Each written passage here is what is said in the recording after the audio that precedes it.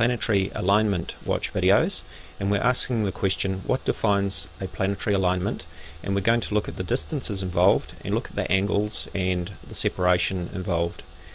Here's a video by the Thebarcaroller for July 14-15 for 2012, and in this video the Thebarcaroller is claiming that there will be an alignment between Earth, Venus and Jupiter on these dates.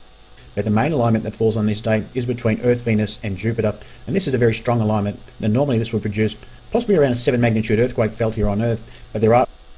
Okay, so let's take a closer look at this alignment. We can clearly see in the imagery here that we apparently have an alignment between Earth, Venus and Jupiter using solar system scope. But what if we have a look at this alignment using some proper astronomy software that is shown to scale? This is the view in Starry Night Pro. I've set my view to Wellington, New Zealand. I could set it to the centre of the Earth, but it wouldn't make too much difference really. So we see that I've got the date set to the 14th of July, and the time is set to just before midnight, so we're halfway between the 14th and 15th of July UTC. So we can see Jupiter and Venus in the sky. I'm going to zoom in, and I'm going to check the separation between Jupiter and Venus on this date. Okay, so we can see that we've got just over 6.5 degrees of angular separation at this time. Now, if we have a look at the comments on the Thebarcaroller's video, somebody has asked him the question, how many degrees apart do they need to be aligned? Now, this isn't me asking the question, by the way, this is somebody else. And the Thebarcaroller has replied that classification of alignments for me are within 6 degrees of separation. So there we have it, 6 degrees of separation. Let's take another look at Starry Night Pro. We checked the separation between Jupiter and Venus, and we found that it's actually, let me just get that again, it's actually just over 6.5 degrees. There are 60 arc minutes to a degree, so 39. You're looking at about 2/3 of a degree there. So you've got 6 degrees plus 2/3. Now, if we're using a limit of 6 degrees for our alignments, then let's have a look at that. Just bear with me. This is a 6 degree field of view. Now if we centre that on Jupiter, so we've got 3 degrees either side of Jupiter here, we can see that Venus is not even within that 6 degree circle. Okay, even if we move it over here and have Jupiter just inside the 6 degree circle, then Venus is still outside of that 6 degree circle.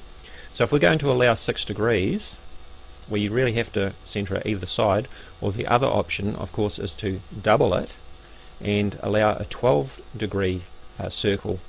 But even if we use a 12 degree circle at this time, then Venus is still outside of that 12 degree field of view or angle of separation. Okay, now let's look at the mathematics in this. We can actually calculate the width of the zone when we get out to Jupiter and see how wide that zone would have to be to include an alignment with another planet. So here we see the Earth, we see Venus and we see Jupiter. Now currently at this date, Venus is 0.466 astronomical units from Earth. 1 AU, or astronomical unit, is the average distance between the Sun and the Earth, and it's a convenient unit of measure in astronomical terms because of the vast distances involved in the solar system. We see that Jupiter is at 5.67 AU from the Earth, and we've got 6 degrees between Jupiter and Venus as seen from the Earth. Okay, let's look at the mathematics on this. 1 astronomical unit is 149,598,000 kilometres. The distance to Venus is currently 69,712,000 kilometres, and the distance to Jupiter is currently 848,220,000 kilometres. Now using mathematics we can actually calculate the width of this zone between Jupiter and Venus, where we get to the point where we're out as far as Jupiter. Okay, obviously Venus is much closer to the Earth than Jupiter, and by the way, this diagram is not to scale, and the planet sizes are not to scale. It is indicative only, but the angle here is shown correctly as 6 degrees. So by the time we get out to Jupiter, just how wide is this zone? Using the mathematical formula, using the function tan, or tangent, we can actually calculate that distance. 1 degree tan is 0.017, 6 degrees tan is 0.105. Then we multiply that by the distance out to Jupiter, and we find that the distance, or the width of that zone, is 89 million kilometres. So we've got 89 million kilometres between Jupiter out to here, which is the extended line out to Venus, as if we're looking from the Earth out to Jupiter and out to Venus. The width of this zone, this 6 degree zone, is 89 million kilometres. Now, Jupiter is 142,984 kilometres in diameter. If we take our 89 million kilometres and divide it by the diameter of Jupiter, we get 623 Jupiter diameters. Now, we have to ask the question, how many planet diameters does it take to make a close alignment? I would have thought that maybe 2 or 3 planet diameters would be a close alignment, but certainly not in the order of hundreds of planet diameters. Now, if we go back to the problem that we had before of the 6 degrees not actually going as far out enough, when we center the planet, we actually have to double that to 12 degrees.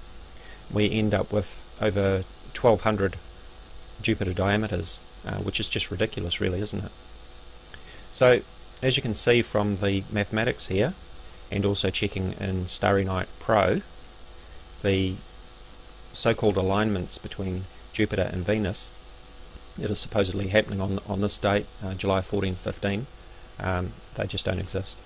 This has been a pretty heavy-going video with mathematics and technical data, but I hope that's helped shed some light on the alignments for you.